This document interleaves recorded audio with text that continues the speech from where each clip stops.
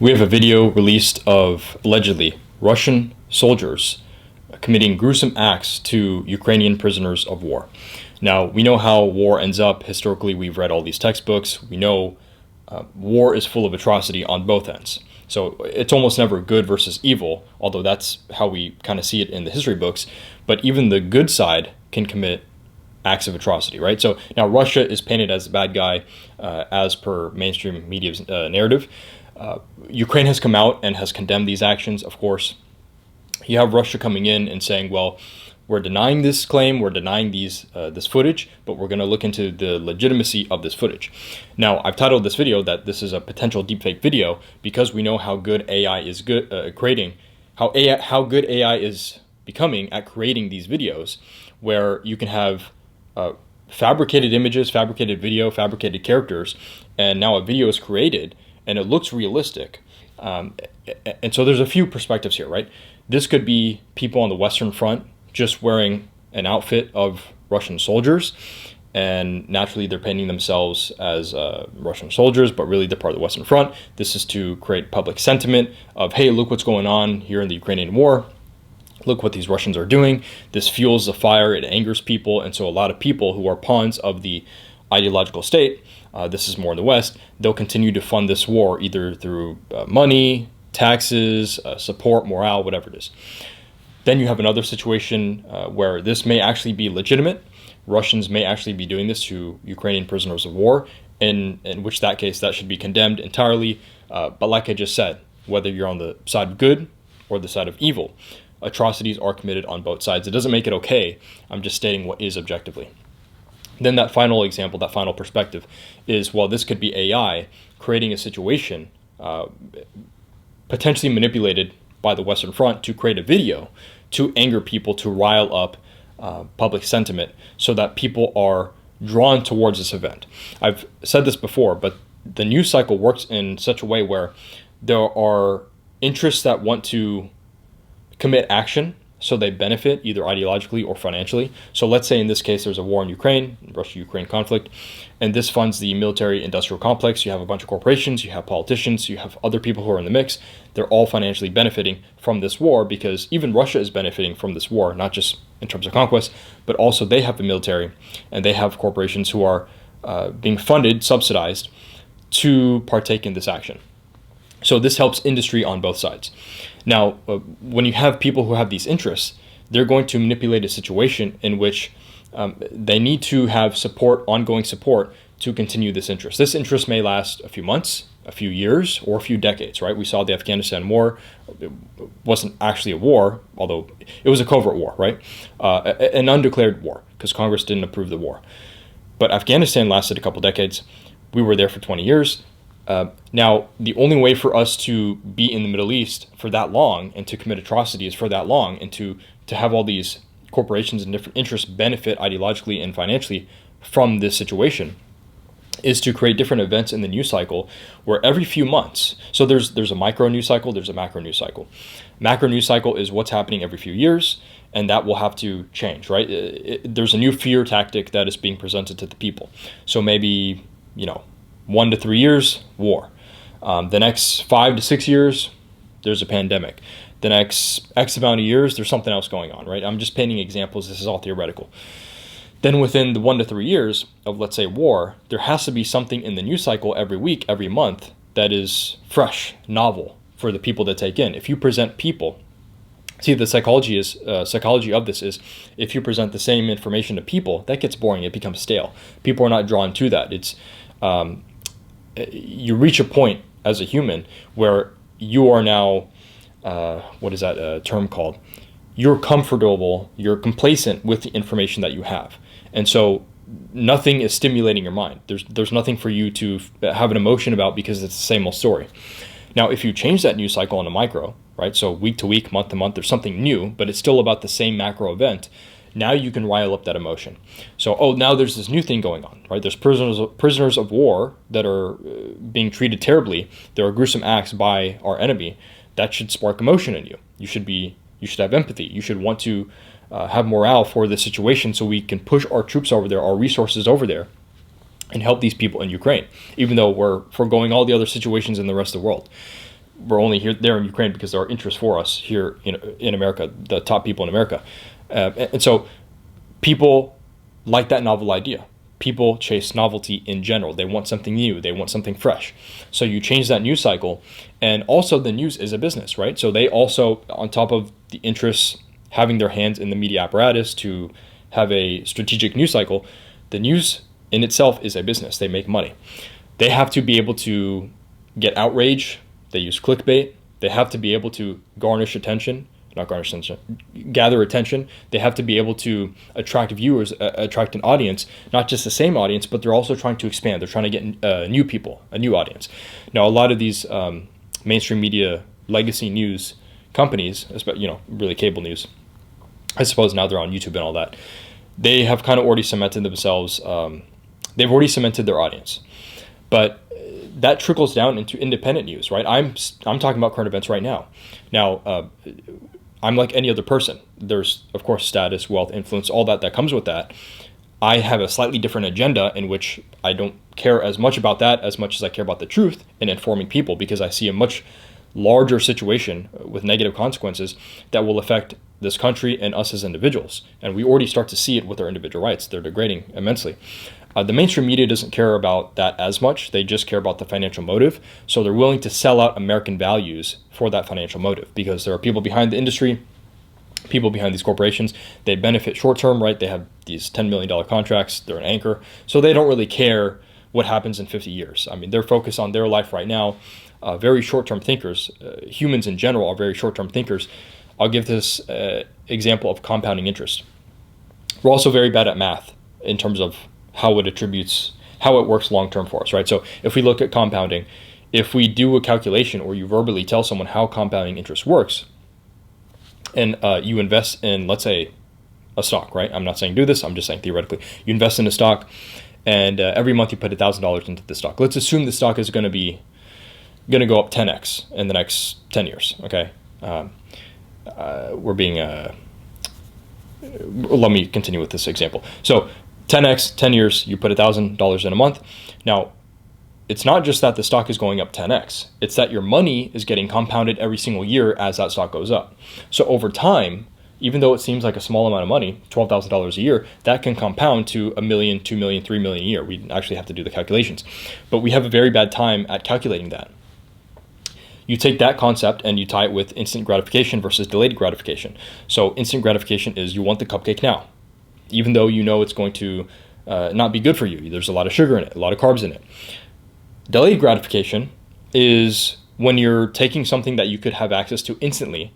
So let's say you have $1 million right now in front of you. Now you could take that $1 million, you could cash out, or you could take a huge amount of it and reinvest it back into your business. And over time, that business will grow to a larger amount than $1 million. There's a marshmallow experiment that was done a while ago. I have some criticisms of it, but you take kids and you put you put one marshmallow in front of them, and the adult says, "I'm going to leave the room. If you don't eat the marshmallow, I'll give you 2 marshmallows when I come back." Some kids eat the marshmallow, some kids don't, then they get 2 marshmallows. My criticism of that is that, well, the kid might understand and know, hey, it doesn't really matter, it's a marshmallow. But the whole justification of the experiment is to say that some kids are for instant gratification, some kids are for delayed gratification, and that actually has a compounding effect later on in their life. As they get older, you see the ones who are successful and the ones who are not successful. Now, largely this is true. If you delay gratification, within the realm of your lifetime, you'll benefit. Now, you're still playing a time game, right? Because you don't want to be successful at 80. I mean, you want to be successful at 80, but you don't want to start being successful at 80 because you only have so much life to live at that point. So there are people who delay gratification all the way until the afterlife, right? So they don't do anything of gratification. They don't cash out ever. And they believe that when they die, they're going to have access to, virginic women and all that. So there's a timeline of this game if you're trying to play within the realms of your lifetime. Now, I say all that to say that I'm going to go back to the news cycle. The news cycle is a business. They have to create an opportunity for people to constantly be drawn into what they're doing. And they have to create something stimulating enough that the individual, the average person, is willing to forego everything else around them and be drawn to that. They also use primitive psychological effects. So what I mean by that is, yes, we have cognition, and that's our prefrontal cortex, our frontal lobe, doing a lot of processing, a more relaxed time-intensive, patient type of calculation of what actions we need to commit, what are the results going to be, cause and effect. Then we have a primitive hindbrain limbic system, where this is the one. This is part of the brain that we've evolved with first. The prefrontal cortex came after, and so in our limbic system, like the amygdala, fight or flight, we are making decisions based off of reaction and response. That is largely tied to survival. So, for an example, our ancestors who survived, if they had a strong limbic system of fight or flight versus rationality, if they heard a rustling in the bushes, they would have some kind of paranoia. This also ties, if you're a little bit more paranoid, skeptical, you're more likely to survive. That's why you have the trait, because it passed on from your ancestors. But you hear rustling in the bushes, you don't know if it's a tiger or whatever. You're making a decision versus sitting there and thinking logically. Now, you can do both. It's very context dependent, but I'm just painting an example of this is how the system works. You hear something, you run, or you go in there and you fight it. And if you fight it and it turns out to be a tiger, you don't survive. So a lot of people will have emotions drawn out of them because they see something on the news. They see something that's being reported. It doesn't necessarily have to be cable news. It could be something their friend tells them. It could be something that they're told everywhere. Now we know that the media apparatus here domestically in the United States is akin to a lot of the media in other places where we know there's being propaganda spread. It just so happens we have a bunch of different TV shows, different channels, so like 5-6 different channels. So we think we're getting different information, a different perspective, but it's all the same media apparatus controlled by very few holding companies. And they're all spouting the same message because that's how they psychologically manipulate the people. And so when they adjust that news cycle on the micro, that helps them for the macro news cycle. And the news cycle is tied to interests. And the interests are tied to people who make decisions. And these people who make decisions are able to go into proxy wars. They're able to do X, Y, and Z health-wise. They're able to do whatever the hot thing is for them at that point that they think they can get away with. Wherever they see that opportunity, that small little hope of light, in their perspective, that's where they pursue. And they have a whole system to make it so that generally the majority of the population will go along with it. Now, I've said this before, but in the Roman Empire, there was a thing called bread and circuses. We all know about the gladiators. We all know about the Roman chariots. We all know about, well, I've already said that. So bread and circuses. You feed the people, you fatten them up, you distract them with entertainment, and they don't really look behind the curtain. And they're so manipulated to this point where we have all these social media platforms, which you can use them for good, of course, but you can put so much junk on these social media platforms. You can, and then these social media platforms have algorithms which are designed to keep you on the platform, but they're feeding you garbage information. It's not like actual educational information. And then the actual educational information, the information that makes you critically think, the information that makes you see different perspectives, that's usually suppressed or censored. And then you're getting a bunch of garbage from the different institutions who are directly or indirectly controlled by government. You also have institutions who have they're also controlling portions of the government. So, we're seeing a fascistic type of situation here. These are all the distractions that are against you right now. And so as an individual, you have to work a certain amount of hours a week, right? You have to make a living. You have a biological imperative to build a family. So you're trying to go out there, find a mate, you have kids, whatever. You only have so much time for leisure. You only have so much time for sleep. Then you got to eat, got to shower, hygiene, all that. You got to go to the gym. And then the rest of the time, you're being bombarded by all these distractions. So it is really difficult for the average person to wake up in this world because you're being hit with all these distractions who are not telling you the truth. And frankly, that's the goal. That's the ideological goal, because the more that they can distract you, the more they can misinform you, the more that they can get away with whatever they want to get away with. And we're seeing these people who, like, I'll use a basic example. There are people in Congress who, on average, they make $100,000 to $200,000 a year. I forget what the specific number is. It ranges from like an average person in Congress to the Speaker of the House. They get a little bit more. They're making millions of dollars being an elected official, and those millions of dollars are not coming from their salary, because that's not their salary. The taxpayers pay their salary. That's not what is part of their salary. They're getting millions of dollars from something else. Where are they getting these millions of dollars from? Back-end deals, okay, a lot of lobbying, which is legal and constitutional in itself, but it becomes corrupted when you're doing back-end deals for the interests of a specific corporation and you're selling out American interests. That would be treason. or insider trading with stock deals because you know you're part of a committee, intelligence committee or whatever committee, and you know these are the certain companies that you're going to pedestalize and subsidize or put more effort in expanding for the nation. And so you can do a lot of deals and trades like that. And we're saying, just at a basic level, our politicians are making so much money off of their situation. And the average person has no idea.